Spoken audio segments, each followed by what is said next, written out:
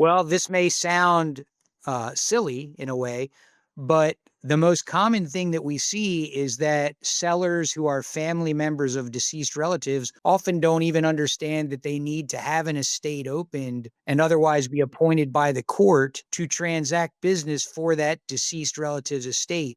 Time and time again, we're being brought contracts where a child of a deceased parent has signed to sell a property, but has had no authority granted to that person by the court to do so.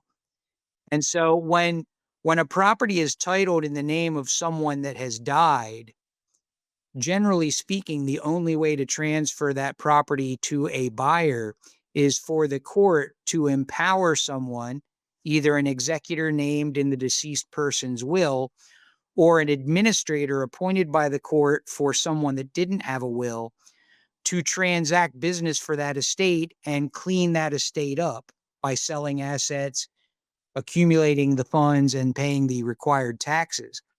Without that appointment from the court, you have no authority to sell the real estate unless you were already on the deed with your parent.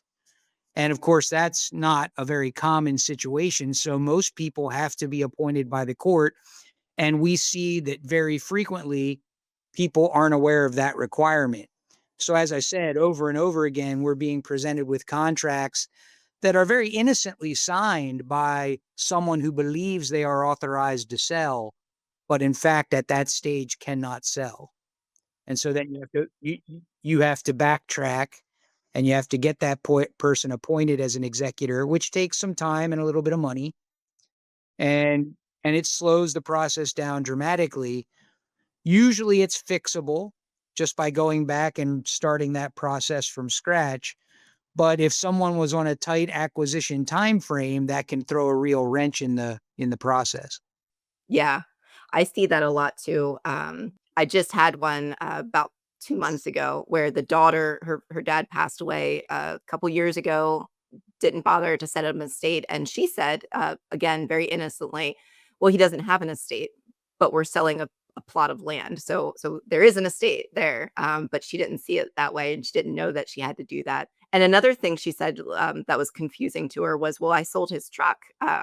Without going through this process. So can you explain the difference between selling a vehicle and selling real estate?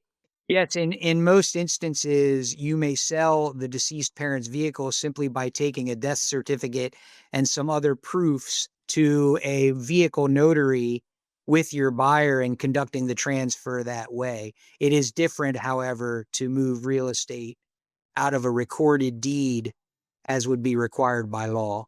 So there are no shortcuts to the movement of real estate that's deeded in the name of the deceased person. You have to have authority from the court to do so, and you have to deed the property out. So